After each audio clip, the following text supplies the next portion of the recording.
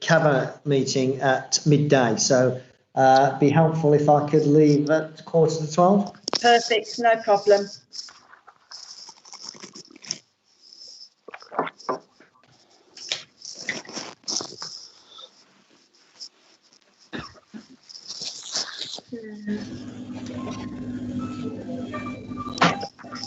Three, four.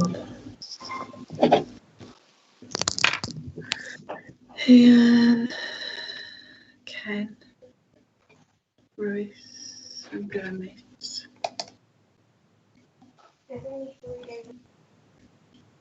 So short on Wolverhampton, Sandwell.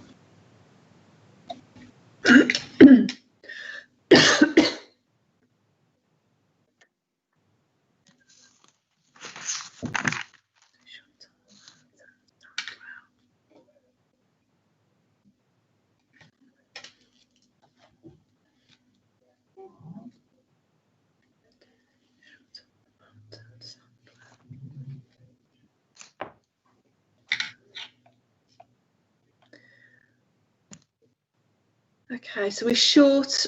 We're missing Dudley, Wolverhampton, and Sandwell, I think, and Birmingham. I'm here. Jackie's here. Hi, Jackie. Morning. Okay, we'll just give it another minute.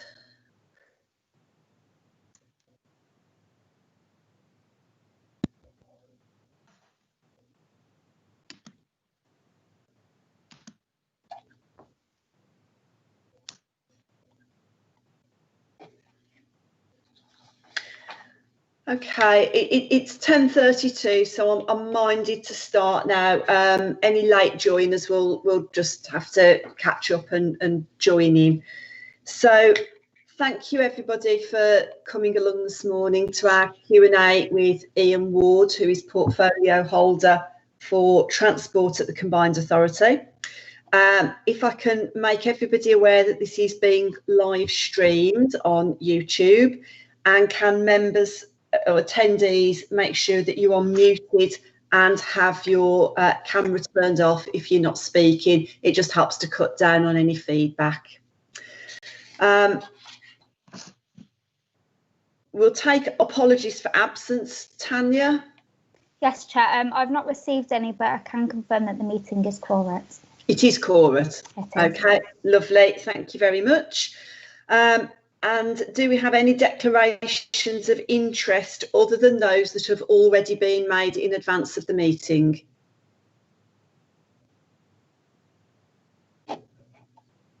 None, I'm not seeing any hands raised. Okay, so before we'll move on then to minutes, which is item 3. So members of the committee who were present on the 14th of September, firstly, can I have acceptance that these are a true record?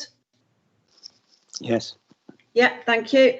And are there any matters arising that will not be picked up on the substantive agenda? Any matters arising from anybody? No, I'm not seeing any. No, I'm not seeing any hands up. So we'll accept those then. Thank you, everybody, as a true record of that meeting. I will make a couple of points before we kick off with the main body of the meeting. Firstly, we've got on item 5 supported travel policy review update, and at the committee's pre-meet, we felt that we really needed Councillor Ian Ward to be part of that discussion. Now, given that Councillor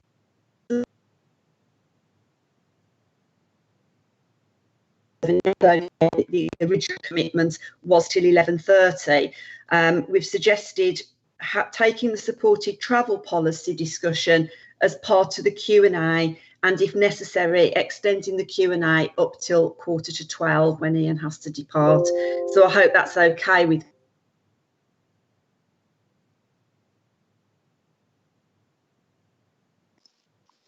Yes.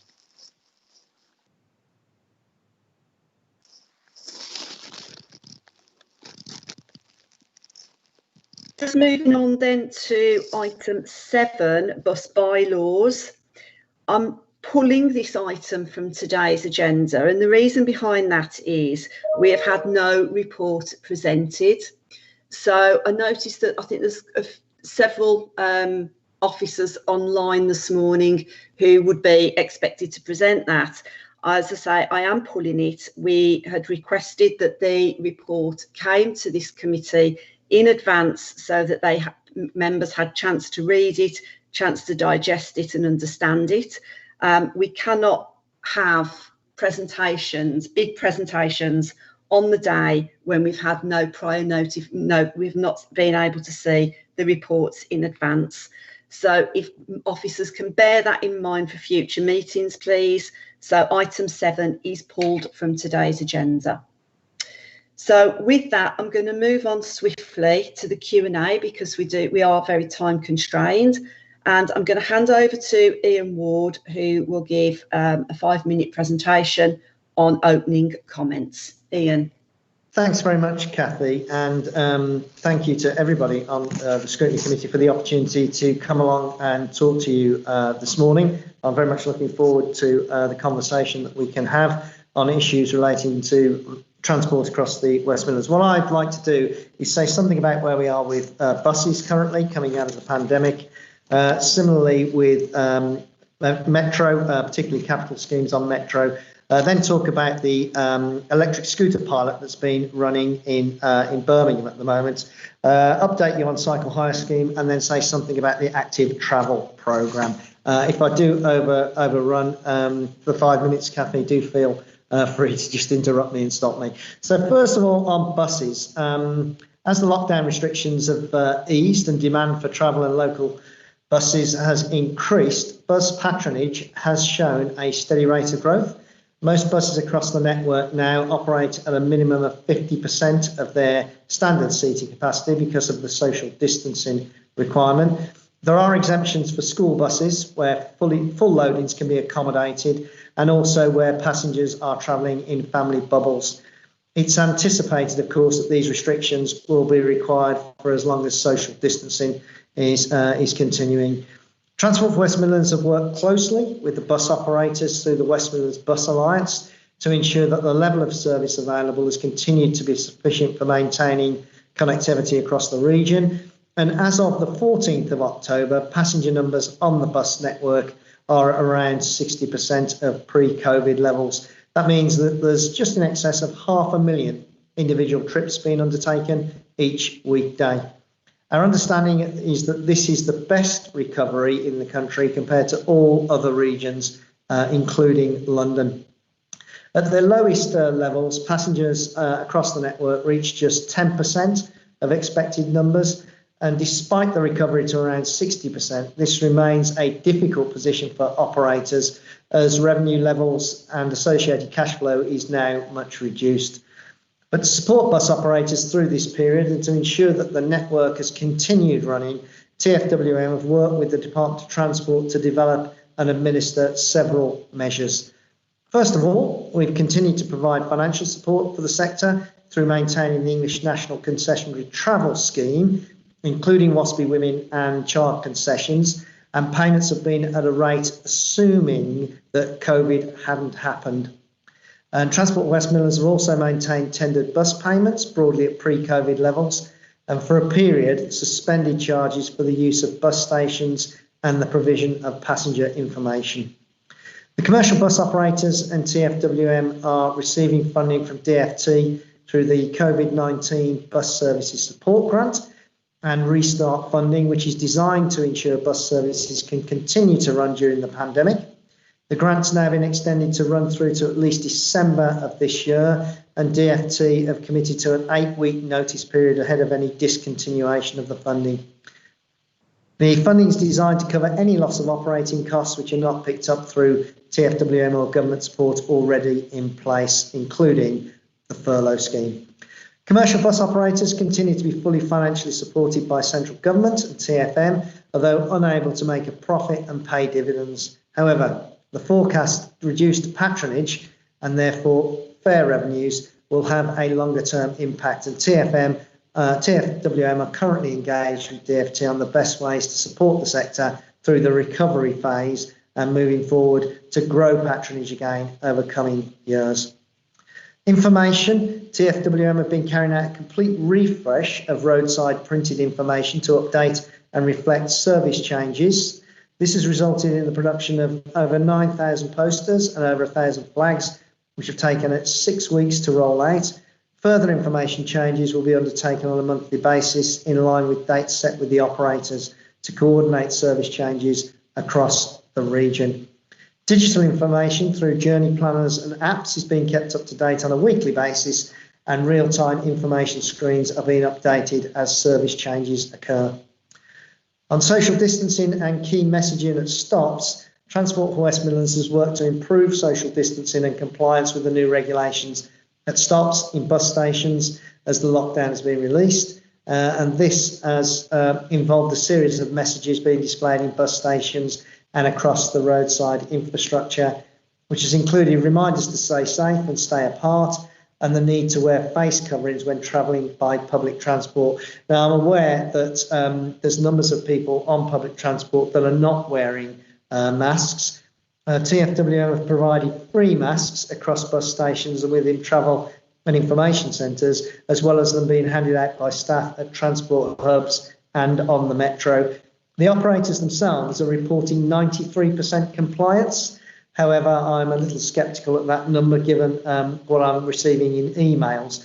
And CCTV suggests that these figures are lower amongst younger people and lower at stops, in stations and on platforms. There's now a targeted campaign to improve bus face coverings, particularly aimed at younger age groups. What should I say? Passengers not using face coverings, along with compliance of social distancing on buses. As I've said, TfWM are working with partner organisations, and they have established a task force to undertake very visible checks of areas and encourage and ultimately enforce compliance. Schools returned, of course, in September, so with effect from Sunday the 30th of August, network changes were introduced across the region to coincide with the return of schools and colleges for the commencement of the new term. Transport for West Midlands and bus operators have accessed funding from DfT and the Department of Education to provide additional journeys at school and college times to meet that demand. Moving on then to Metro. The delivery of Metro projects. I'll start with West Side in Birmingham. We're progressing well with the works along Broad Street. Recently made the rail connection between the library stop and the track on Broad Street, and we'll have completed nearly all of the main construction works by the end of the year. We'll then focus on testing and commissioning in time for passenger services before the end of 2021, with those passengers going up to 5 ways, if you know Birmingham at all. In Wolverhampton, there have been no works recently on this extension as we're waiting for access to the station site to be completed. Handover has been delayed a further 3 weeks due to asbestos in the old station building. Opening on the extension will hopefully be in the autumn of 2021. On the Wensbury to Brierley Hill extension, we've made solid progress on design. Main stumbling block is getting buy-in to a single design of a number of external stakeholders who all have conflicting objectives and avoiding multiple developments of different options. It's made difficult under the COVID conditions, so we're working on ways to resolve that logjam. We've started utility diversions in Dudley on Castle Hill and Flood Street and have approved some advanced work packages to remove 3-week bridges over canals and replace them.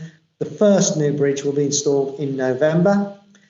Because of delays, there's pressure on delivery into mid-2024, but we remain confident that we can improve on this schedule in the months to come, and workshops are being organised to work on different mitigations.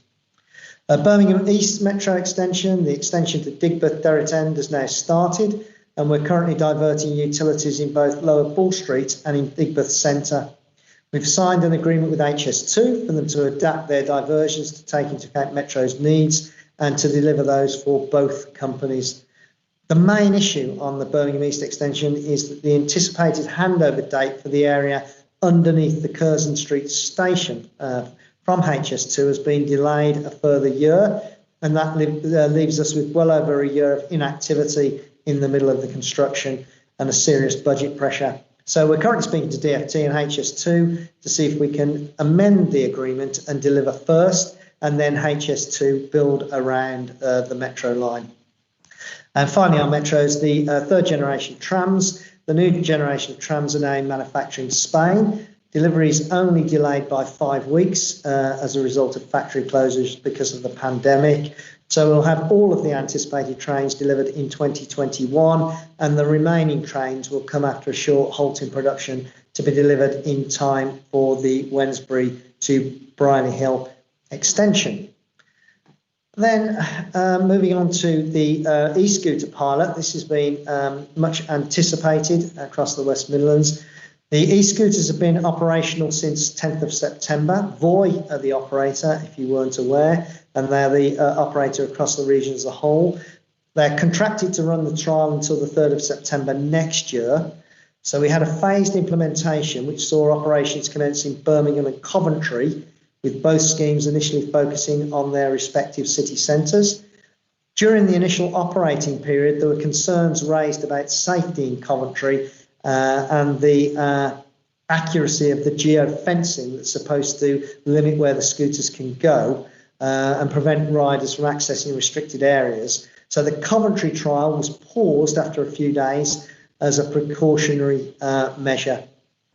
In Birmingham, the trial has continued. So there's been some 21,000 rides taken in Birmingham.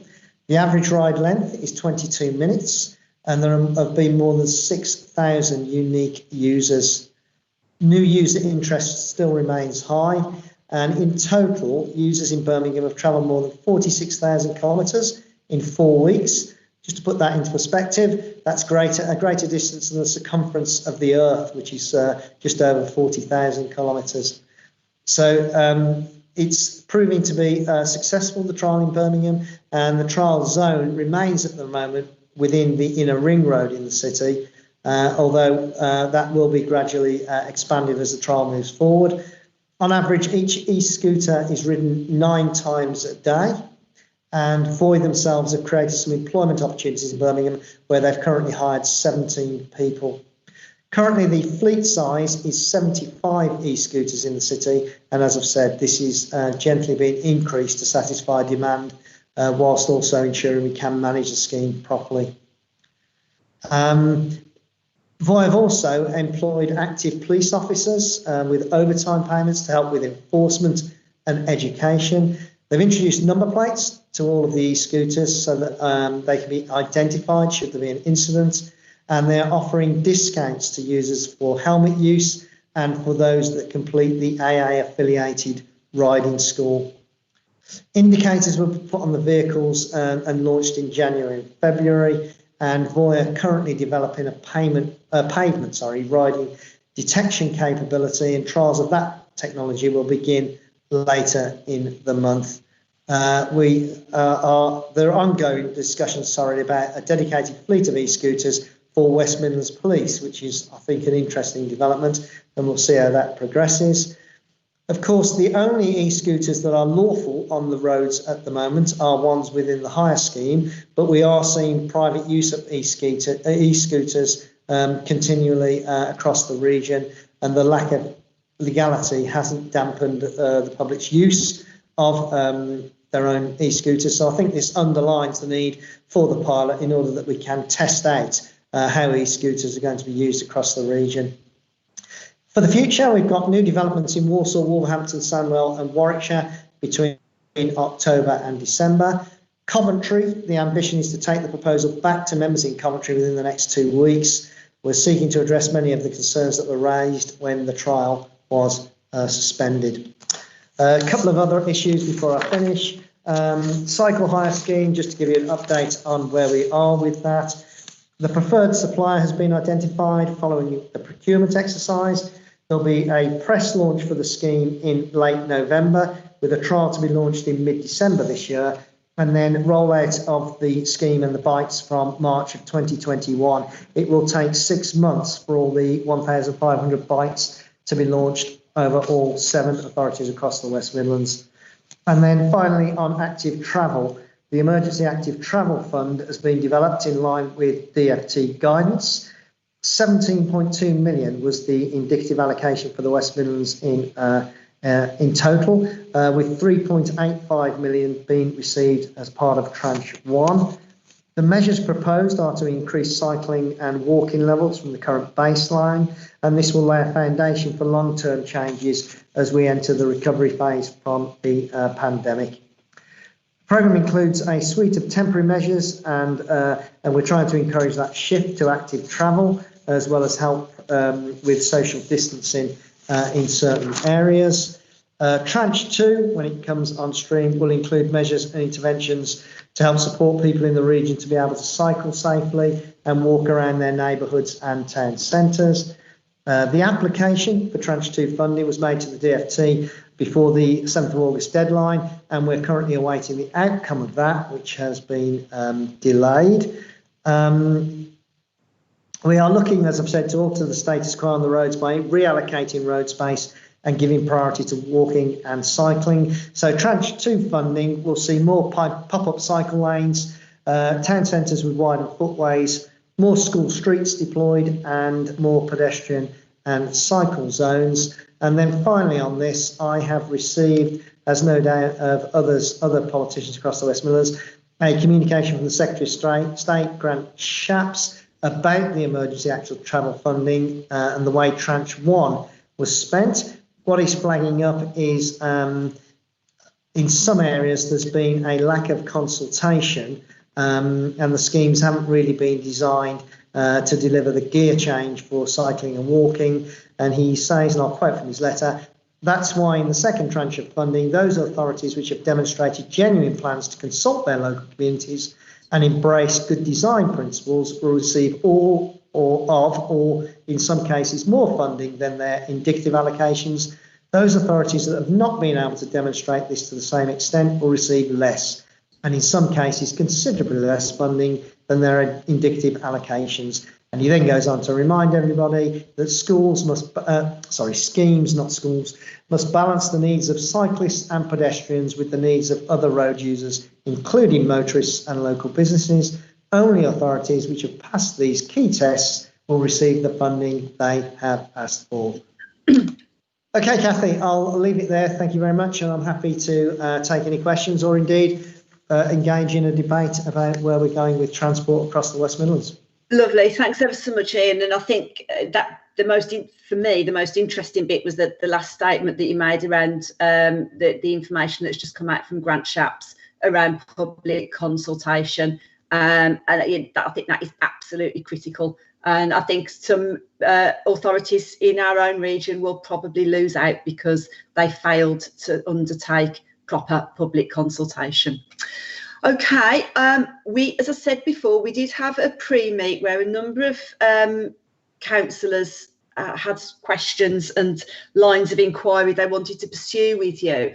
Jackie, is it okay if I pick on you first? And the reason for that is that the questions that you'd indicated you wanted to take will kind of set the scene, I think, for the further questioning from other members in the committee. Is that okay?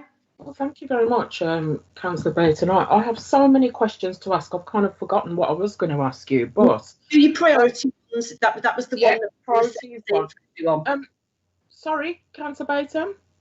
You've got a question around three priorities, and we felt that would kind of set the scene for further debate and questioning.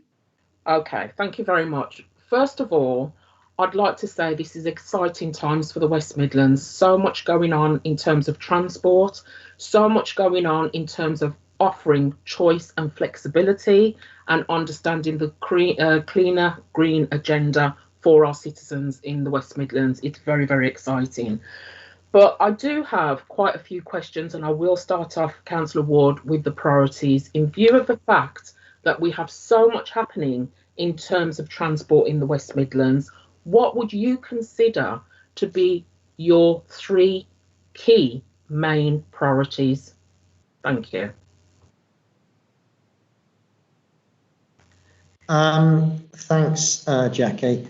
I think as I've outlined there in the introductory remarks, I think we need to ensure that bus services recover across the West Midlands as we come out of the pandemic, and hopefully science is going to come up with an answer which will allow us to emerge. Public transport, buses are the key way of moving people around the region, particularly those who obviously don't have access to a car, and of course those who cannot afford to be running a car around the area. But in addition to that, we certainly know that we cannot carry on relying upon people moving around for cars. If I just use Birmingham as an example, even if we moved everybody off petrol and diesel cars and into electric cars, we know at some point over the next 10 years we will gridlock the city. So we do need to encourage people to move to other sustainable forms of transport, public transport being one of those, cycling and walking being the other two. So ensuring that the bus service does recover, and we have a bus network that can continue to move the majority of people around the region is very, very important. I think we have to deliver on all of the metro capital schemes. I think that's important, because that's an addition to the buses in moving people around the region. We've invested heavily thus far, and we know that investment in metro is likely to encourage more people onto public transport than is currently the case. So I think we have to continue to deliver on those capital schemes going forward. And I think finally, my third priority would be to encourage more people to walk and cycle over those shorter journeys. Some 41% of all car journeys are 2 miles or less, and that does not make any sense really. So we need to be encouraging more people to take those shorter journeys by cycling or walking. And I think that leads on to the whole concept of 15-minute neighbourhoods, which I think is going to be important as we emerge from this recovery, if we're going to deliver a cleaner, greener, fairer region for all the people across the West Midlands. Thank you. Thanks very much for that. Jackie, do you want to come back on any of those? No, but I do want to ask a question about valuing our transport workers, Councillor. Okay, do you want to take that then, and then I'll move on to Liz and Kashmir. So take your next question, Jackie. Thank you. Councillor Ward, of course we should be valuing our passengers and equally valuing our transport workers. I believe equality impact assessment should be statutory and mandatory within the workplace. I wonder what your view on equality impact assessments would be at this present moment in time and after the COVID epidemic. Thank you. Thanks very much. I think equality impact assessments are very, very important. I think staff are important. That's whether you're operating in the public or the private sector. And they have, throughout the last 7 months, as we've been dealing with the pandemic, there's been a wide range of measures put in place to ensure the safety of staff. That's included enhanced cleaning regimes across the transport network, with a focus on frequently touched points and driver stroke staff rest areas. Each organisation has carried out its own risk assessment and introduced mitigation measures. And since the start of the pandemic, Transport for West Midlands and all transport operators have sought to shield vulnerable or at-risk staff who are required to minimise their exposure to COVID-19. But to come back to the question of equality impact assessments, I think they are going to be increasingly important in the future. And yes, it will be good to see, as a matter of best practice, the private sector adopting them. Thank you. Thank you. Thank you.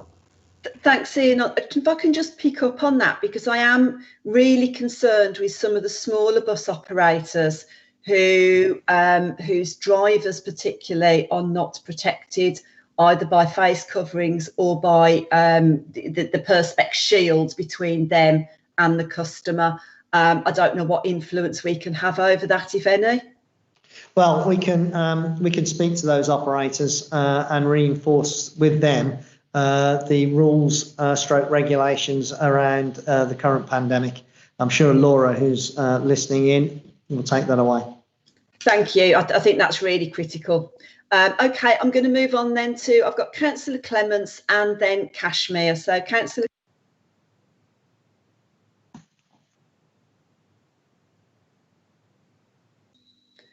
Sorry, it's done my typical failure to unmute. Thanks, Kathy, and hi, Ian. Hi, everybody. Really interesting presentation, Ian, and very good to hear the vote of confidence in buses, and also to hear the statistics about the 60% ridership that's come back. My first question is really about buses, and I just wonder, do you think what's happened during the pandemic has altered in any way the thinking about our approach to buses overall? We're going through the consultation on the enhanced partnership.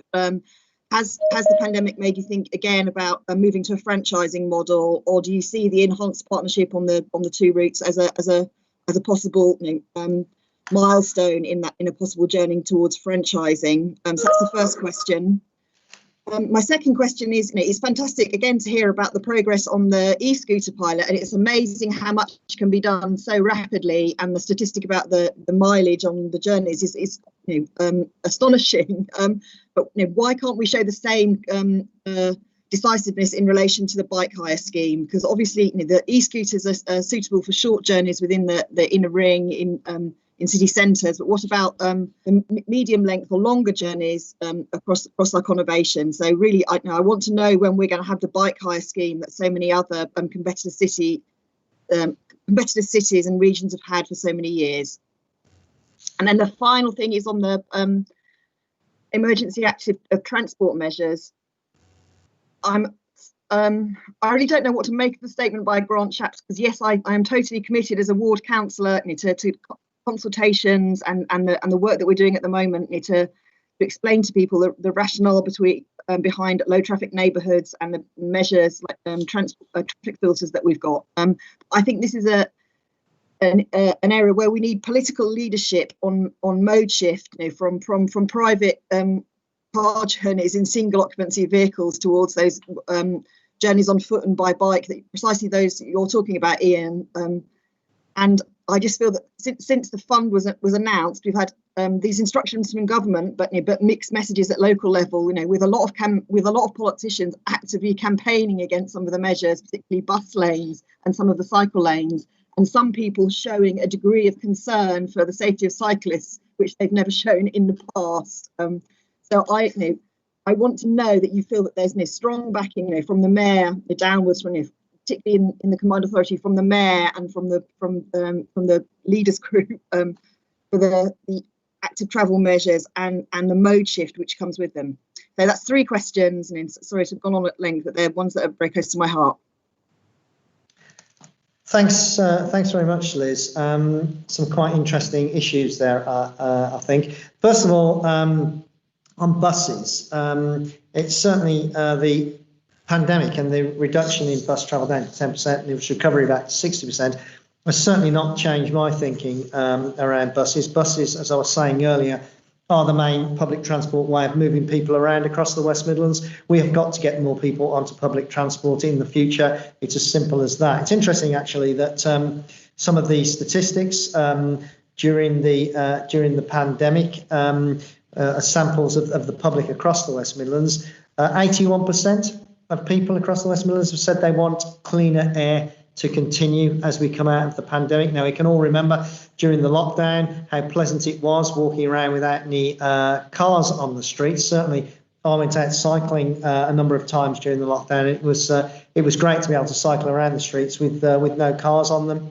75% of people, when asked, would prefer reduced traffic on our roads. So I think the public mood is shifting on this. It's shifting away from cars and into more sustainable ways of moving around. And I think that we have to be shifting with public opinion on this. Indeed, we should be leading public opinion on it and moving in that direction as quickly as we possibly can. Franchising, I've long thought that we need greater control over public transport if we are to deliver in a sensible way across the West Midlands. The system in London which is a franchise system, operates very differently to elsewhere in the country. It's interesting that there's always a different solution for London than anywhere else. The government recognise the need to do things more efficiently in London, I think, than they do elsewhere in the country, and these things need to change. We've got a couple of obstacles to a regulated system here in the West Midlands that we'd have to overcome. One is around pension liability and the other around depot ownership, and they are substantial issues. But nonetheless, I think we need to push for a more regulated system if we are going to encourage more people to use public transport, and if we're to have a system whereby we can ensure that those living in the most deprived areas get access to public transport in the same way as those who live, perhaps not in the more affluent areas, but certainly those who live on the more profitable arterial routes around the West Midlands, where private companies can make a profit. On e-scooters, I absolutely agree with you that e-scooters need to be complementary to the cycle hire scheme. The cycle hire scheme, as I mentioned a little earlier, we'll have a press launch later this month and a trial in mid-December this year, and then we'll see the rollout of the wider scheme in March of next year. It will take some 6 months to get all 1,500 bikes out across the 7 local authorities that make up the West Midlands metropolitan area. The cycle hire scheme will also include e-bikes, which I think will be welcomed for those of us who are getting on in years and are perhaps not as fit as we might be. And I would anticipate that we can get the cycle hire scheme working, as I've said, complementary to the e-scooters scheme, and see many more people taking those shorter journeys of 2 miles or less, either on bike, e-scooter, or by walking. And then finally, on the emergency transport plan, I think there's some interesting contradictions. Just going back to the letter from Grant Shapps, whilst I see that there's not been the level of consultation that the public might have looked for when transport schemes were introduced, the truth is that the government wanted these schemes introduced at pace, and they accepted that that meant less consultation than they would ordinarily do. So I do think his letter is quite interesting. There has been some pushback of some schemes, both here in the West Midlands and elsewhere in the country. But the whole process is that these schemes, as they're rolled out, will continue to talk to the public in the various locations about how the schemes are operated, amend them as they go forward, and if they don't work, they will be withdrawn. But I think Grant Shapps, in his final paragraph, gives away something of the government's position. His final paragraph begins, "No one should be in doubt about our support for motorists." So I think the government are behind the curve of public opinion on this matter. And he then points out the government's investing some £27 billion to upgrade our roads. He didn't say over what period that is. But nonetheless, I do think he's giving away there that the government are behind where the public are in terms of this shift to more sustainable forms of transport, having cleaner air and having reduced traffic on our roads.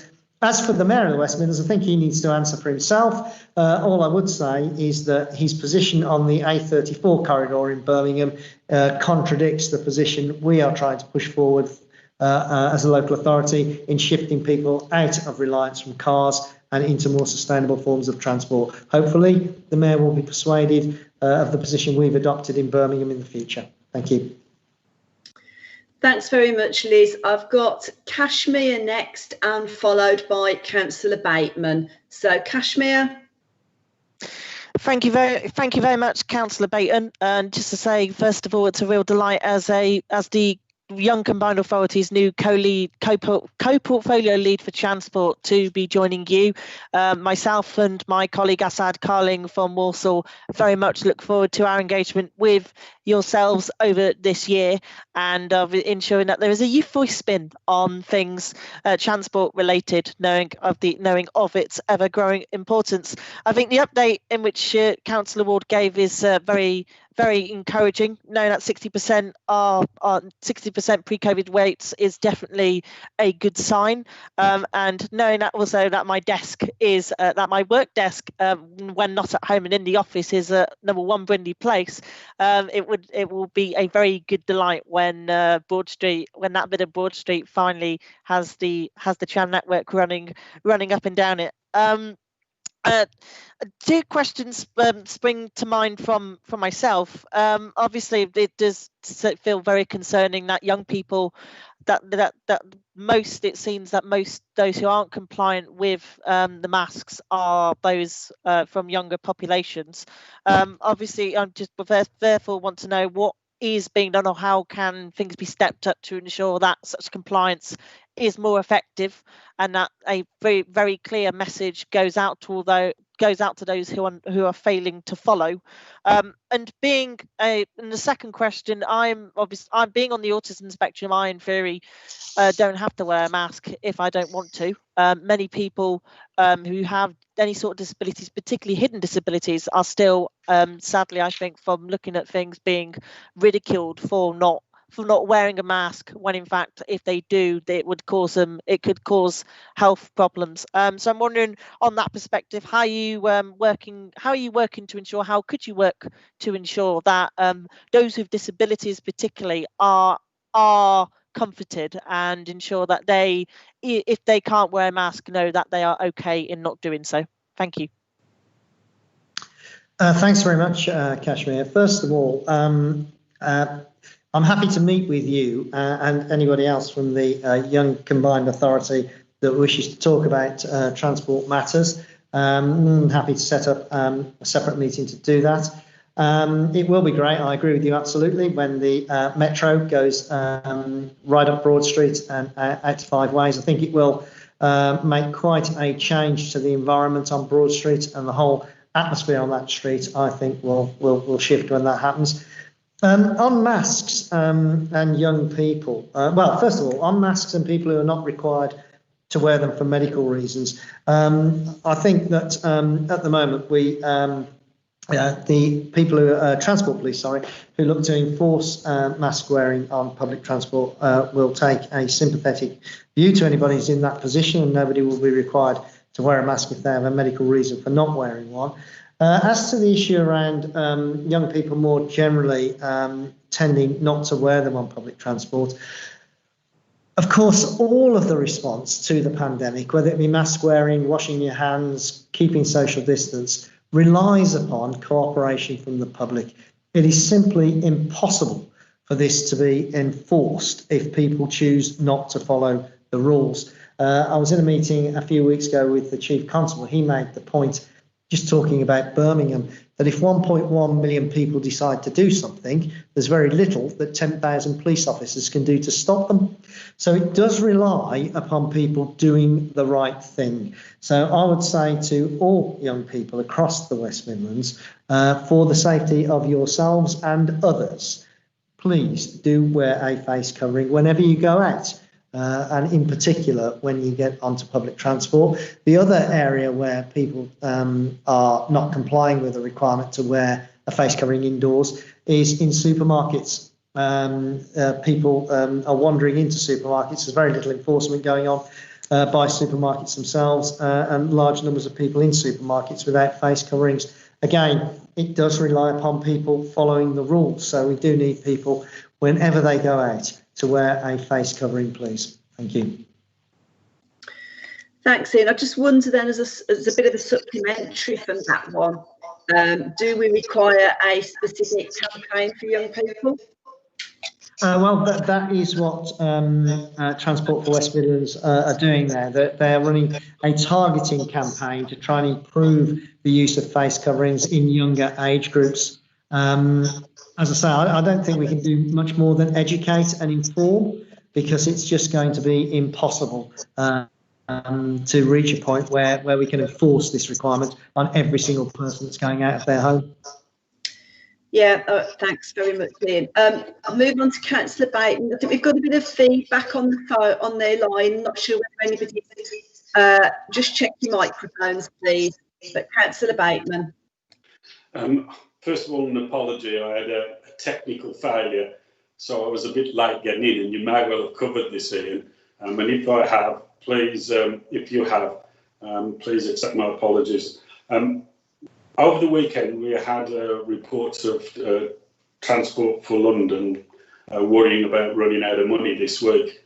My question really is, how much of a worry is that for you at Transport for West Midlands, and what effect are the concessionary fares having, and are they something that we can continue to be have trust in continuing? Thanks, Phil. I wasn't aware actually that Transport for London had announced that they were in danger of running out of money. I think we certainly are in a challenging period here in the West Midlands, and both the Combined Authority and Transport for West Midlands over the coming months, we're going to have to set a budget, and it's going to be a challenging process to set that budget. We are probably going to have to rein in some of our ambitions across the West Midlands in order to come into line with the amount of funding that's going to be available. On concessionary fares, we had the Met leaders and the Mayor had a meeting a couple of weeks ago on the budget, and the issue of concessionary fares obviously came up. My own view of this is that we need to protect the concessionary fares that we have in place across the region. We need to bear in mind that not everybody has access to a car, and we certainly don't want to encourage more people into cars, but not everyone has access to a car. And the primary way for people to move around in this region is by bus, and that includes people who need to get to and from work. And we don't want to see any further obstacles put in the way of people getting to and from work. And given where we're going with the pandemic, the furlough scheme ending at the end of this month, I think we're going to see a lot of unemployment, or a huge increase in unemployment, and people are going to need to be retrained. They're going to need to get new jobs, and large numbers are going to be reliant upon public transport in order to get access to those new jobs. So I don't want to see the axe being taken to concessionary fares. As I've said, the Combined Authority is going to have to set its budget over the coming months, and I do think that this Scrutiny Committee has a role to play in reviewing the proposals that come forward for transport. Thanks for that. This is probably a good time then to open up a bit of a wider discussion around the concessionary passes.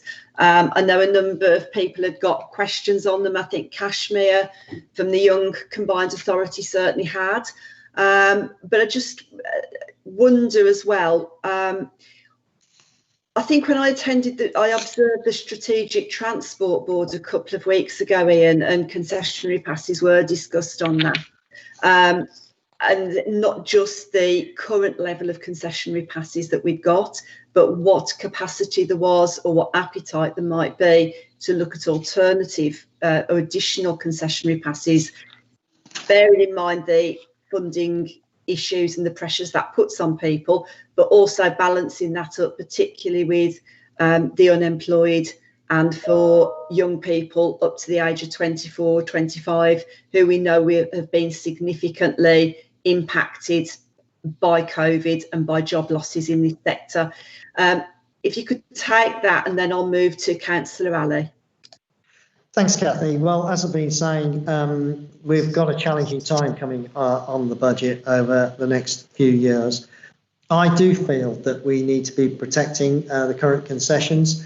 As to extending them to include other groups, that again just simply increases the challenge, because funding will be required to do that, and these things are never cheap. What Transport for West Midlands does is it works with bus operators, particularly National Express, to try and keep bus fares down as low as possible. And I do think that National Express recognise that there's an elasticity here to price, and the increasing prices, particularly for bus services serving the more deprived parts of the West Midlands, is counterproductive, because you lose patronage and therefore lose income. So this, I think, is difficult. It's tied in, I think, to a discussion around re-regulation of franchising and where we might want to go on that. And I think we ought to be prepared as well to look at models elsewhere in the world. I know that Tallinn, I think it is, in Estonia, is it Tallinn? I think it's in Estonia. They operate a free service for all residents of that city. Now that's funded out of wider taxation, so they've made a bold choice there to do that. Now we might not be in the same position, but I still think we should be looking at models that exist elsewhere in the world and see if they can be adapted to the West Midlands. Of course, the system that operates across the rest of Europe has a much higher subsidy going into public transport than is the case here in the UK outside of London. But again, that's a political debate, and it's a political debate we ought to enter into, because as I was indicating earlier, in terms of the public's desire to see cleaner air, the public's desire to see reduced traffic on our roads, I do think public opinion is shifting, and we need to keep pace with that public opinion. Thanks. So I'll bring Councillor Ali in next, and then Kashmir. So Councillor Ali. Thank you, Chair.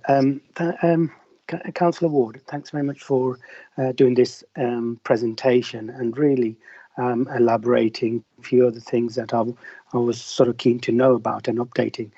E-scooters, basically, it's been going on for a few weeks, and in Coventry, during sort of late at night, I've seen a lot of youngsters, a lot of abusing the actual e-scooters and leaving it to sort of different places where it's a very good idea, but it's just that we've had a problem. So that's why it's been suspended for a few weeks, and it's good that it will be coming back very soon. And the other one was the hired bicycle, which is I'm anxious to see this happening in the West Midlands, because we see in London, and it's really worked very well. And I can see with this pandemic and COVID-19, I think this bicycle sooner the better. And I believe that it's going to launch sort of in November time, and early part of March next year, we're going to be sort of hosting this. And that is an excellent feedback, which is you have given us. And I will take this information and relay it to my members. And finally, I just wanted to know about light rail. Is anything happening in light rails in Coventry? I mean, there was a talk a few years ago that there was going to be a light rail from Warwick Road to Warwick University. And I just wanted to know that if that's going to go ahead and if it's still happening. Thank you for your presentation once again, and it's really helpful. Thank you.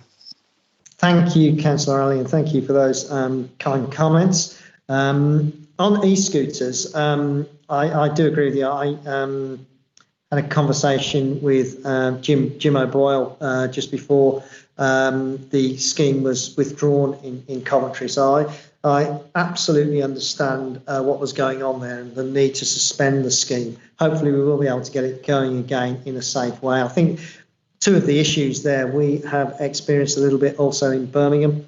One is leaving of the vehicles in inappropriate places. And what Voi are doing at the moment is they are trying to test out where e-scooters are used, where they're picked up and where they're left, in order that will inform, as the pilot moves forward, where they're going to place the garages for these vehicles to be collected from and dropped off back to. Ultimately, of course, if we extend, if we move to a permanent scheme, whether that be with Voi or an other provider, I do think that we need to have proper docking systems for these vehicles.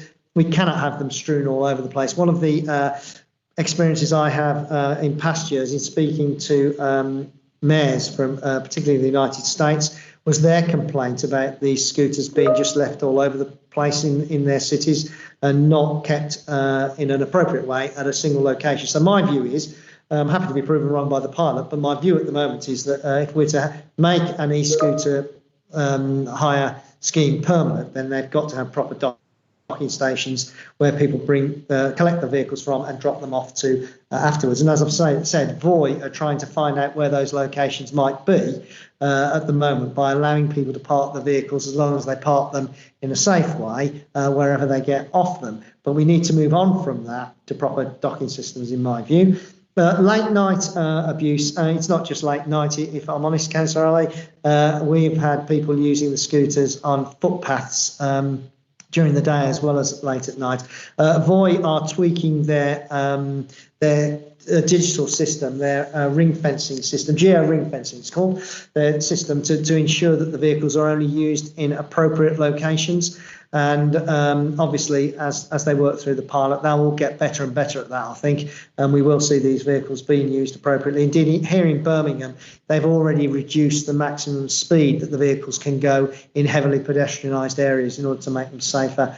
Light rail through to Warwick University. Actually, one of the interesting things I think is that Coventry are at the forefront of this development of very light rail. And as I understand it, the very light rail scheme that Coventry are looking to bring forward does have a route connecting into Warwick University. Whether it's the same route as the one you've spoken about, I don't actually know. But if it is, then I think Coventry are going down the route of a very light rail scheme that they're looking to introduce. And indeed, if they can prove the concept of that, very light rail is something that I think can be rolled out across the wider West Midlands as well. And I know Jim, again, has been very instrumental in bringing that very light rail scheme forward. Thank you. Thank you. Thank you, Ian. Thank you. I've next got Kashmir indicating to speak. Kashmir? Yes, thank you, Chair. I just, again, in terms of passes, these passes I think will be a key thing for young people. So seeing the stuff within part 5.3 in the paper of agenda item 5, recommitting those for between 16 and 24-year-olds essentially on the whole is indeed very, very welcome. And any way to ensure that obviously all younger folks who are going to be detrimentally affected by what is I fear is going to be a tsunami of job losses pretty shortly with the end of COVID, I hope will be at the forefront of people's planning, with the likelihood that is going to be pretty significant. If there's and again to say and again welcoming what's been stated, I think there is one group who I certainly would like to mention actually, which may kind of not be expected, but those who are mature students, knowing that they themselves go to university, they have to shed a lot of money on tuition fees, and so forth themselves. And I'm wondering if there could be any way for those who mature students or those who are over 21, just for the record, if there's any way there can be a conversation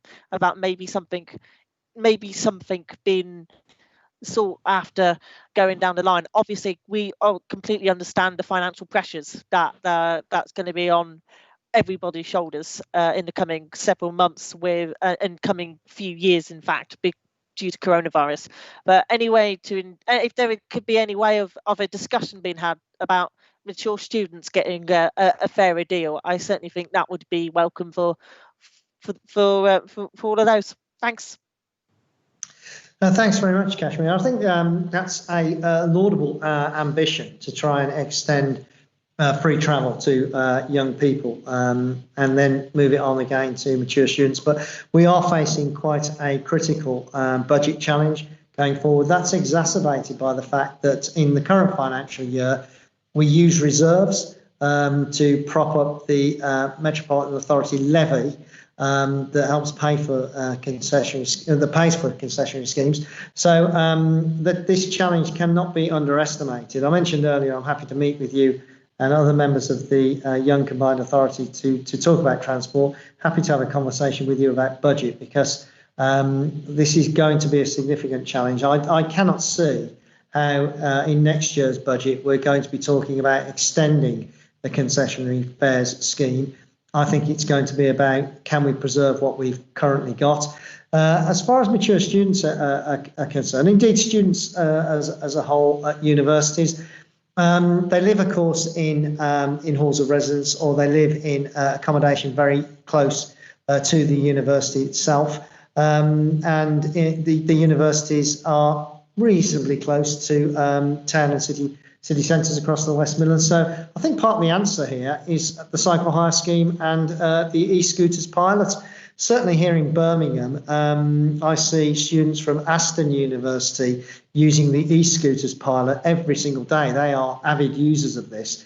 And the intention is, with the cycle hire scheme, that University of Birmingham will be a location for a docking system for the cycles in Birmingham. And we've got a dedicated cycle route connecting the university into the city centre. So I think that's part of the mix in the answer for cheaper travel for students generally.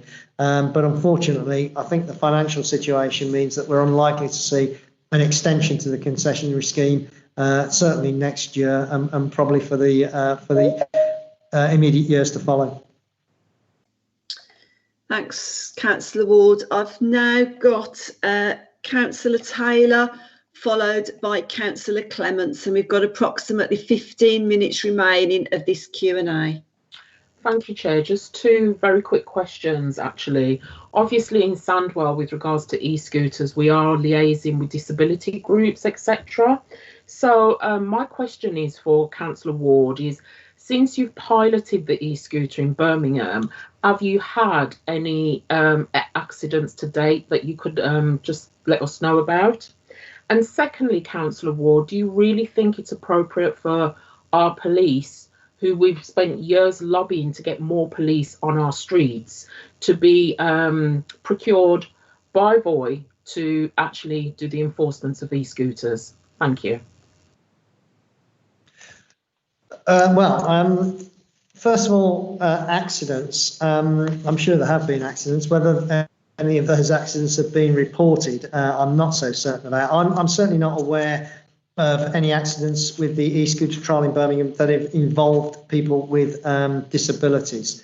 But Mike Waters may have more information at TFWM than I've got on that. So I'll ask Mike to send a note round on accidents related to the pilot. On the question of the police and their interest in using the Voy e-scooters to help them get about more efficiently, I really can't comment on that. It's a matter for the police. If it allows the police to be more efficient in moving around the city, then I would have thought it would be something that would be helpful to both them and members of the public. Sorry, Councillor Ward, you misunderstood the question. The question was about the police being enforcers with regards to e-scooters.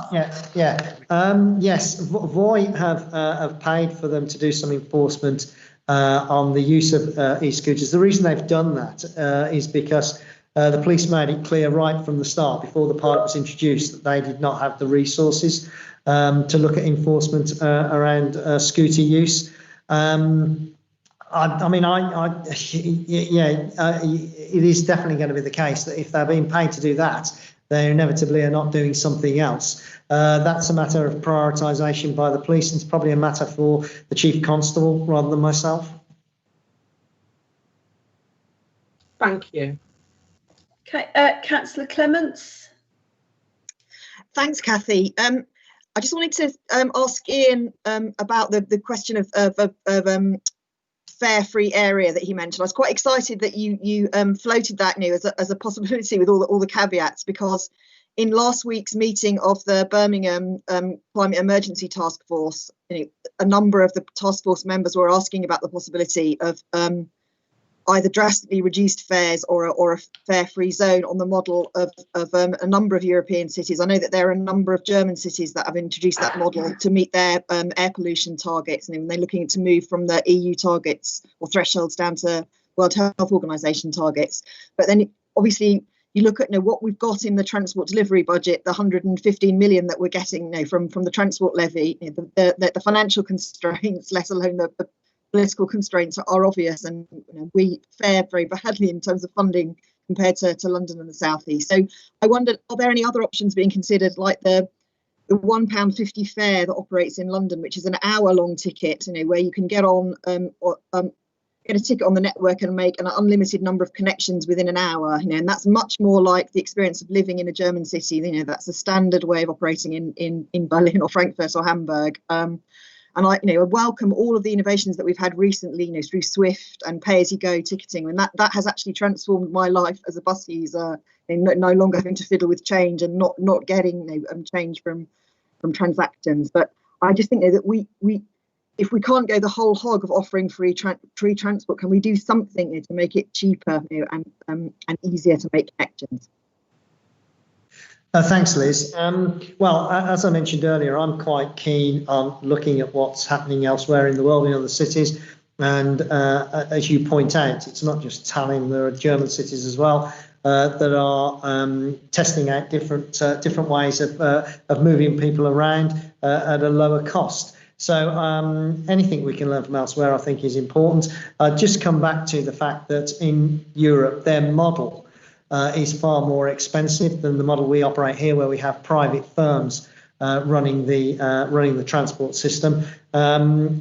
I just come back to what I said. I do think public opinion is shifting, and I think the more you get people wanting to use public transport, the more you get people wanting to use our roads for cycling and walking, we're likely to see more of a shift in public opinion to a different model of moving people around. So I think the political argument is there to be made at the moment. We're seeing here in the city of Birmingham, as we introduce low traffic networks across Birmingham, and it's happening elsewhere in the West Midlands, that people are starting to appreciate and recognise that space for motorists on the road has to be squeezed to give more space to other users.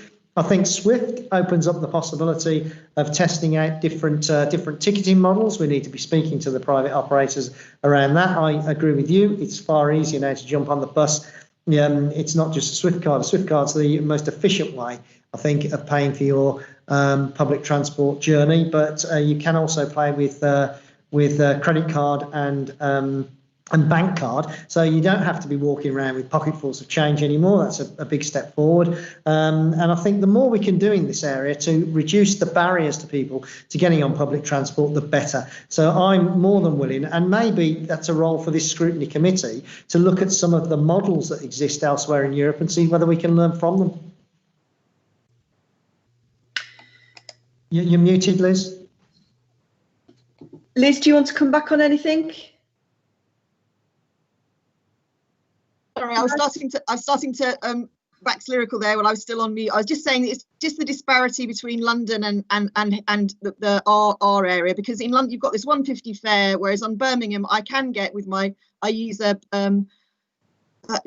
my debit card on the buses now. It's fantastic, but that's a capped fare, for a day saver. And I think and obviously it all goes back to funding, but we are being treated as second-class passengers, because our counterparts in London are getting a much cheaper, more flexible option. So I think that's just a political demand that that the mayor needs to be taking back to politicians in Westminster. But thanks very much for the answer, Ian. Yeah, I absolutely agree with what you just said, Liz. That's absolutely correct. The service for public transport users in London far exceeds anywhere else in the country. There's an unfairness and a disparity about this, and we certainly need the political arguments to correct that going forward. It does mean that people will have to recognise that we spend more money on public transport than we currently do. But as I keep indicating, I think that the public mood is shifting on this. Let's have the budget they had for Crossrail, and let's see what we could do with it in the West Midlands. Yeah, absolutely. Thanks very much for those questions. And it's I'm not seeing any other hands up to indicate they want to ask any questions of Councillor Ward. So just, I think, in closing, I want to thank you very much for attending this scrutiny session, Councillor Ward. It's been really valuable for us all to be able to put those questions to you. We will, as a committee, at the end of this meeting, when we go offline, we will be coming together to discuss recommendations. And I certainly think it is within the remit of this committee to make recommendations around exploration of other models, and I think that's perfectly legitimate that we can talk about. So unless anybody has got any burning questions they want to ask of Ian in the remaining 6 minutes, I'll draw this session to a close. Thanks very much, Kathy. Thank you, everyone. Very much. Okay, thanks. Thank you. Thanks, Ian. Thank you, Ian. Bye-bye. Bye-bye. Thank you, Ian. Bye-bye. Okay, as I said, as I made the point then, we will stay on the call at the end. I've got some feedback from who's not muted. We will stay on the call at the end and we will come together and discuss the recommendations to be put forward. So thank you all for the active part that you took in that and the questions to Councillor Ward. I think they're very, very useful and useful to understand his priorities and the political priorities for the region. So that moves us really on to item number 6, and that's the Combined Authority HS2 Growth Strategy Refresh. And I understand Craig Wakeman as officer is going to be presenting this. Craig? Good morning, Councillor Baton. Can you hear me? Yeah, we can hear you. Okay. If I can sort of take the report as read, it's basically we've decided to refresh the regional HS2 growth strategy in light of the Oakervie review, and obviously the further agreement then from government to issue the notice to proceed. And so we thought that it was an opportune time for us to review the original HS2 strategy and use this to promote the positive opportunities created by HS2 across this region. Within the report, we outlined some of the key figures and facts of the work that's been done so far to date, particularly around jobs and skills and business engagement and so on and so forth. We see HS2 as a key ladder to help the region recover post-COVID, and it's recognised that the HS2 element within the regional recovery plan was acknowledged by government. The plan is to take this report forward to the West Midlands Combined Authority Board to provide them with an update, and as it outlines in the report, we are also currently in discussions with colleagues in London who are interested in undertaking some form of ministerial launch of the document, because it addresses some of the key challenges that government are facing, not just with COVID, but also as part of Brexit and so on and so forth. The report is therefore provided to you for information purposes, and I'm quite happy to take any questions that you might have in relation to it. Okay, thank you very much for that quick run through. Does anybody have any questions that they wish to ask of Craig? I'm going to perhaps kick off using the opportunity of being chair to get in there first, and I'm going to play devil's advocate on this as well. As a region, clearly we are struggling greatly in the after COVID. We see that our jobless universal credit claimants have gone up to around about 950,000, and that's before the end of the furlough scheme and before the end of this year, when I think we can expect significant numbers to be added to that. Government, I mean, we've seen the recharge plan which has gone into government, which I think from the Combined Authority is an ask of 3.2 billion. And when that was put to Mayor on Friday at the Q&A session, and I understand that we wouldn't get all that money in one go. I fully understand that. To date, we've had 107, I think he said 175,000 badged against the 3.2 billion ask, with no firm or indications or absolute guarantees of the rest of the funding to come on board. I suppose, playing devil's advocate then, my question to you is the cost of HS2 in the current economic climate that we're in the best use of money? I think we've had a mantra, Councillor Baton, since day one, which is this is beyond building a railway. One of the key elements of HS2 is, if we look at when the first railway was built, the Victorian Railway in the 1840s, it stimulated what became the first industrial revolution. We see this as the industrial revolution of the 21st century. We're forecasting that HS2 will create 175,000 jobs in and around this region, and that's not just in the construction of the railway. It's the regeneration opportunities that it brings to this region. It's the growth in businesses that it brings to this region. We're seeing the migration of businesses from across the globe come to the Midlands and set up new bases and headquarters, and that's not just around the professional services and others. If we look at some of the towns and cities in our region, they were formed on the back of the original industrial revolution. Places like Dudley and so on and so forth, the widget makers of the world. We're expecting to see new urban areas created in this region, in and around the HS2 stations, but more wider field. And if we look at the 175,000 jobs that we're forecasting, we need to house these people somewhere. There's no point us bringing these people in if we haven't got somewhere to house them. So it aligns with our regional housing strategy and so on and so forth. And we're investing an awful lot of money in upskilling people, because we recognise that we had in previous years low skill attainment in this region. But as you can see, with the investment, with the adult education budget that we've allocated within the Combined Authority, we're looking to address that as a major issue as well.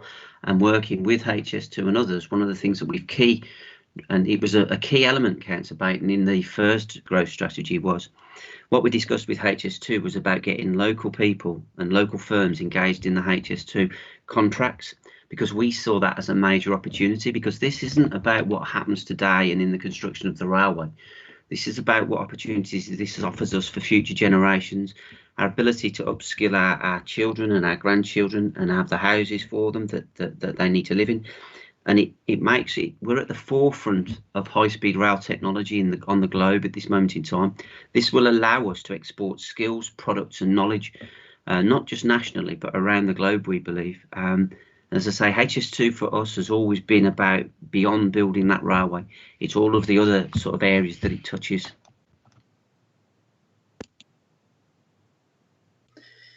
Do I have any other members of the committee who would like to ask any questions of Craig in terms of the refresh strategy following of the paper that's been presented? Kashmir. Yes, thank you, Chair, and thank you, Craig, for showing that. I just want to first of all say that the Young Combined Authority will be neutral until we have a discussion about High Speed 2. But it is entirely understandable why the paper has been refreshed, considering the circumstances. Of course, we very much are delighted with the number of youngsters, particularly apprentices, who are able to use their high skills and get involved within high skilled jobs, linking into High Speed 2, knowing of the significant benefit that will have on that industry. Of course, though, everybody's got to bear in mind the spiralling costs, and it is absolutely right for those to be raised, knowing that it is almost spiraling. It seems like it's spiraling out of control at the minute.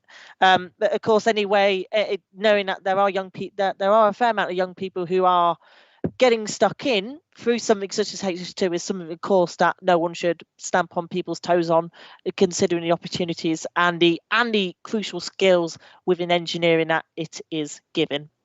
I just thought I'd put that on record.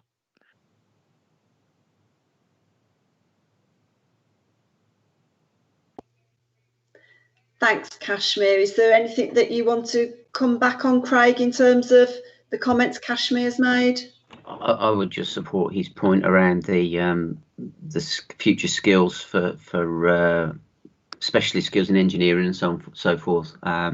It's vitally important that we look at that, and we look at young people and the opportunity this presents for the future. Thank you. I've now got Councillor Clements indicating, followed by Councillor Bateman. So take Councillor Clements first. Thanks, Kathy. And I think it's really important that you took on the devil's advocate role there, following the question and answer session on Friday, because I think we are on the brink really of something fairly catastrophic in terms of the economic collapse in our region and the level of unemployment. I mean, I was checking unemployment statistics over the weekend, and the claimant count level in Birmingham has gone up by 67% since February. This is before we get to the end of furlough and the economic shock of Brexit. If I dare mention that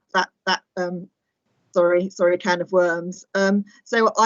And given the importance, the sheer amount of money that's going in for the Combined Authorities investment programme to this growth package, it's important that it's refreshed and that we get reassurance that it is going to reach out to our most deprived communities. So, for me as a Birmingham councillor, the impact on East Birmingham and the most deprived communities and the hardest to reach communities is absolutely crucial. So, I want to know in this refresh, which I've just been looking at, what is actually, how is the COVID pandemic and the actually urgency of offering people, routes into, worthwhile jobs, with high levels of skills. What are you going to do that's different, and how are you going to reach those young people, people from ethnic minority communities, young women, how are we going to get them into these jobs with futures in engineering and high levels of skills? So that's the first question. And then I come to the second question, which is the page in the refresh strategy about the environment and the response to climate change. And you've got the Combined Authority working to a net zero carbon target of 2041,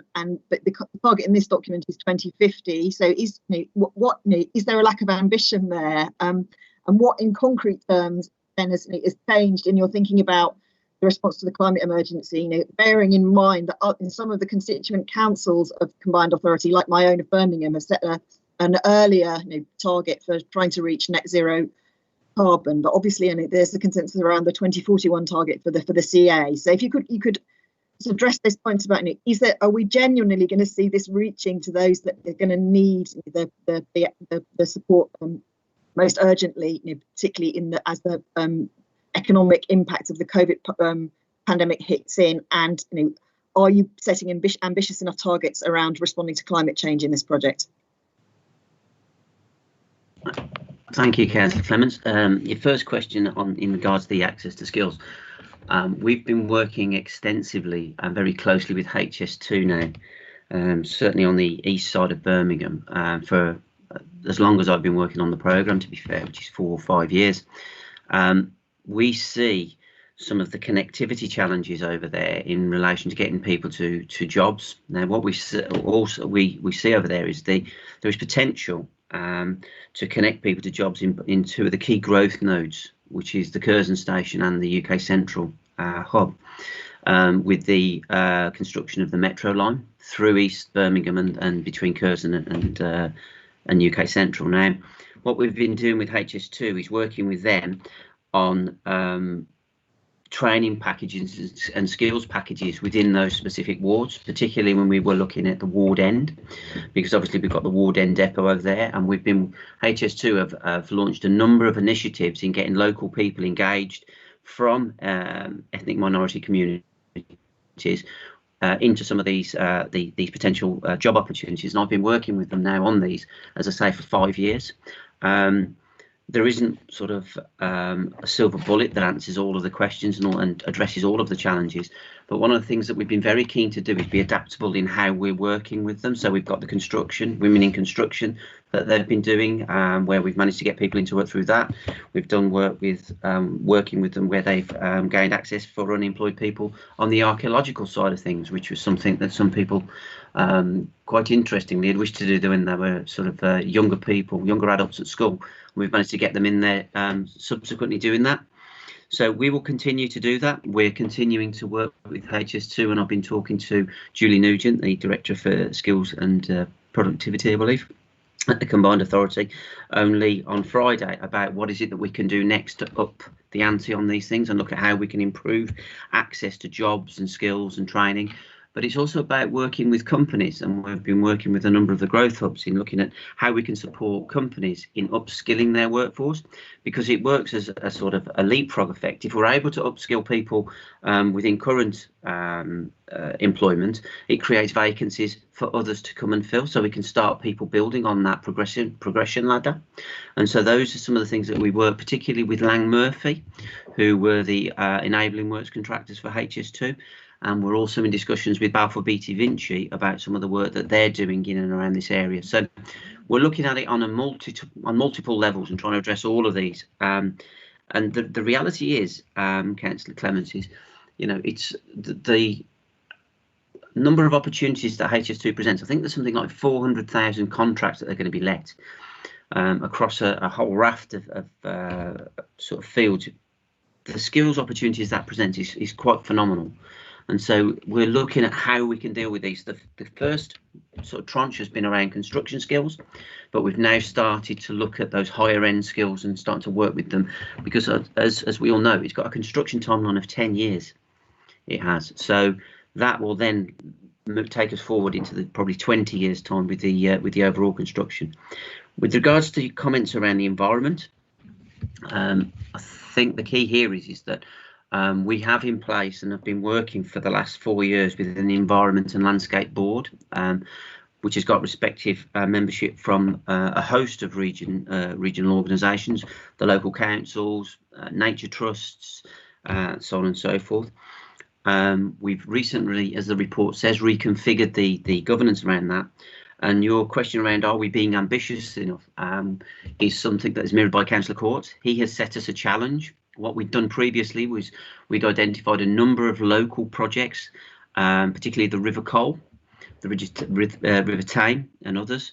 And what he's challenged me to do is to do as you've said, be more aggressive, be more challenging around addressing the climate change agenda. So we're working with Jackie Homan and others in the Combined Authority, as well as other partners in the local councils, to go back to Councillor Court with a review of, so this is what we believe we set out to do. And he's looking for me to come back to him with a list of key projects that we can deliver within the next 3 to 5 years. So we're on that, we're looking at that, and we'll quite happily come back and report on that in due course when that's been fully mobilised. Thanks very much for that. I've now got Councillor Bateman indicating that he'd like to speak. Councillor Bateman. First of all, I've always been a strong supporter of HS2. I remain a strong supporter of HS2. But the comment I'd like to emphasise is the one about communications. This whole project really is about communication. And there's always going to be a battle around it. For authorities north of Birmingham, it's harder to grasp the benefits of HS2.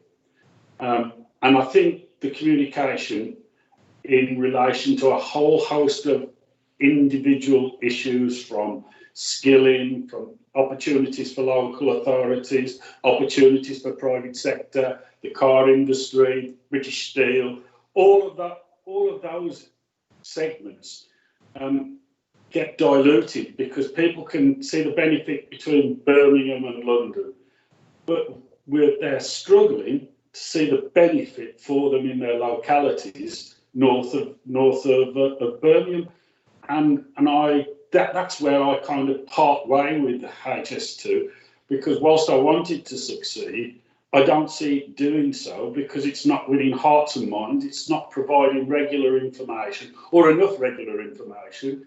And it's easier then for people who are going to have a negative attitude towards it, especially in light of everything that's happening today.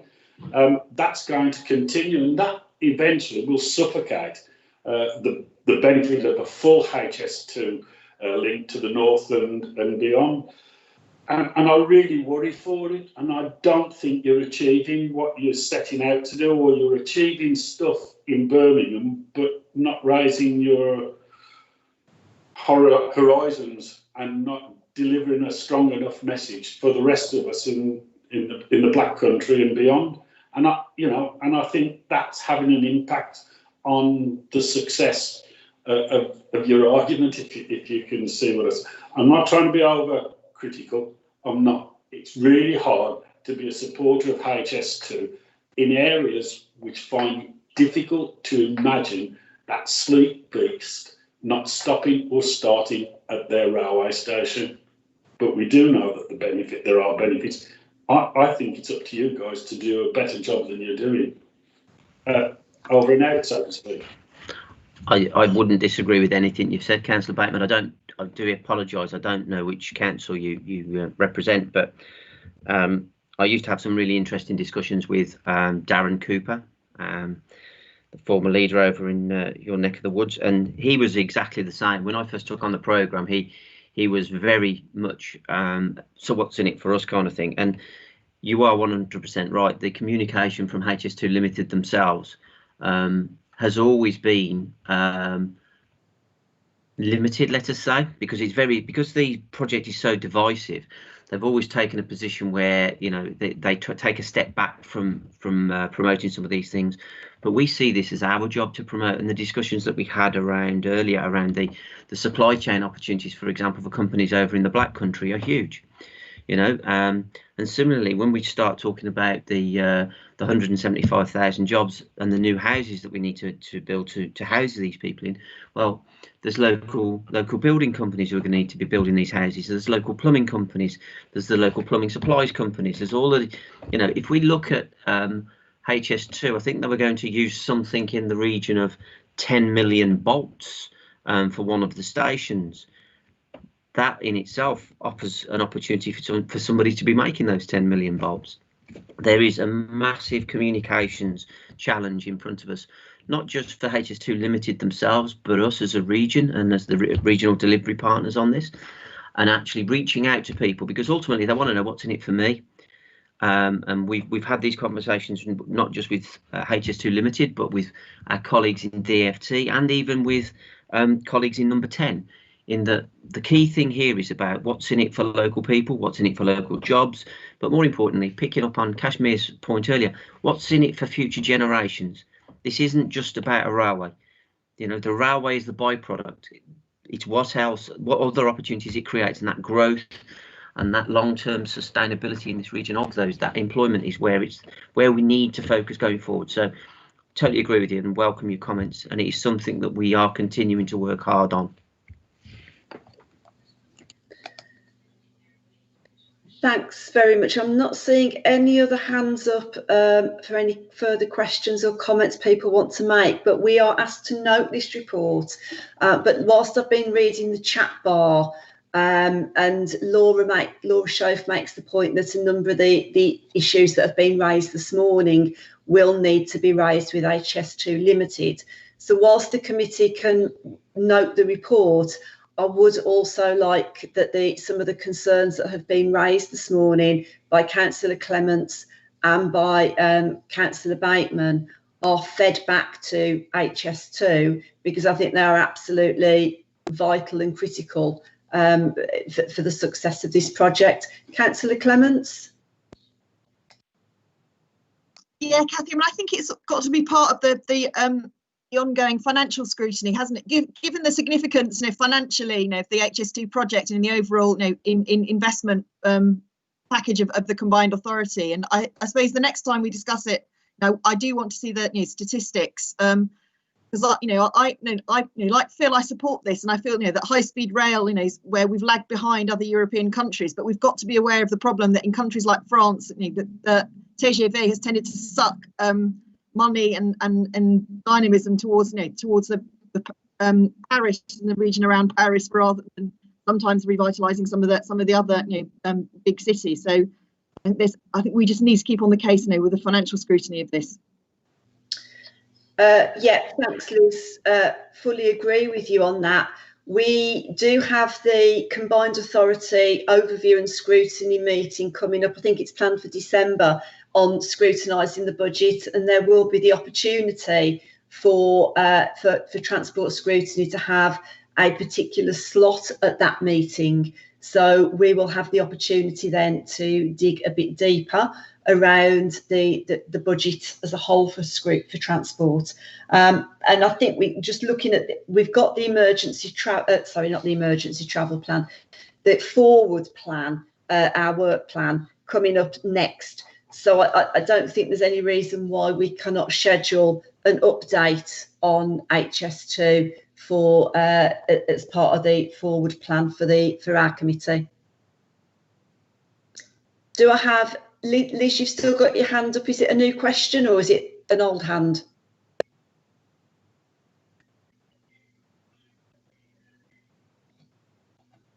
Liz? Oh, you've gone. Okay. Okay, so any other comments from anybody in terms of this particular report before we move on? No, well, thank you very much for the report, Craig. And I do think some of those points made by the committee are absolutely critical to take back to HS2. So it will be useful, I think, for us to reschedule this later on in our work plan and for us to have a report about how that information was received. Thank you. No problem. Thank you. Thanks very much. Okay, as I said at the start of the meeting, I'm not taking item 7 on bus bylaws because we've had no report presented despite it was asked for. I am looking at, so that moves us then on to the forward plan. Looking at the forward plan, I'm minded to suggest that we actually insert bus bylaws into the November meeting with a written report. And I'm wondering, we've got the emergency active travel fund in there, but I'm questioning, and David might know the answer to it, whether or not we will have the whether or not we'll have had the information from government. Ian indicated that tranche 2 money was delayed. Do we know whether or not we will have anything to report back on by the 30th of November? Liz, I can see you're indicating, but can I just take David first?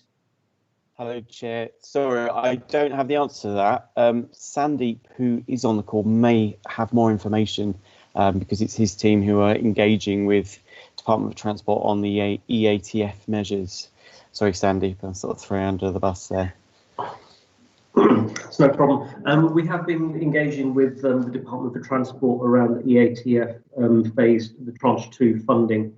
We were expecting that in early October. There is obviously some concern, as expressed in the recent letter from Grant Shapps. So we are still hopeful that we will get an answer within the next 2 to 3 weeks, subject to the responses going back regarding the current EATF tranche 1 schemes. But we will continue to keep pushing government for an early resolution to the tranche 2 funding. Okay. Councillor Clements. Thanks, Kathy. It's just a couple of things. Just on the Emergency Active Travel Fund. I mean, I'm keen for us to discuss this because I'd like to come back to the questions about, are we getting leadership, political leadership on the policy level? Because the whole point of taking these measures is to promote mode shift and to get people out of private cars, single occupancy private cars. So I think there's the question about political leadership, on and championing that issue from the mayor downwards, really, particularly the mayor and the authority leaders. But also, we need to have someone. It would be good to discuss this when we have some understanding if the measures are actually, having that positive impact. I mean, certainly in my area, we've got 2 of the filters that have been put in over the last couple of weeks. So I suppose I'd want a view from the officers about how long it would take to start having some data, which will help us to answer that question about, is it promoting behavioural change? So that's the first observation about the Emergency Active Travel Fund. Then the second thing is just on terminology for this committee, because what you're calling a forward plan, it looks to me like our work programme for this committee. Whereas have we also got a forward plan of decisions that are going to the Combined Authority Board? So that things that need to be on our horizon, from a scrutiny perspective, particularly financial scrutiny. Dan, can you answer that particular point?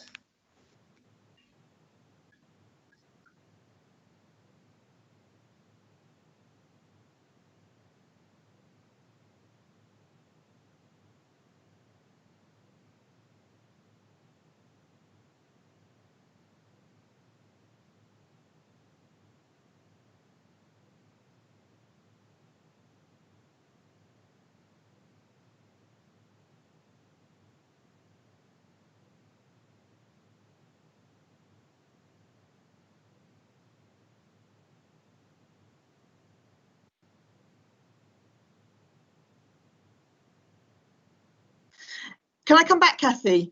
Yeah, of course you can.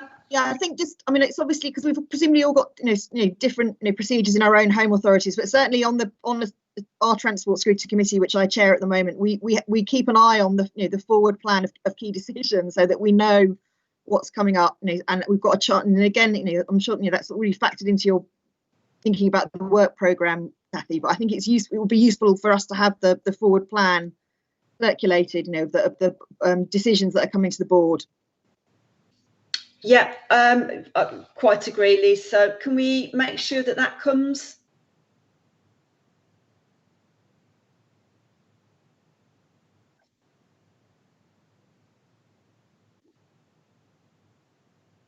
Okay.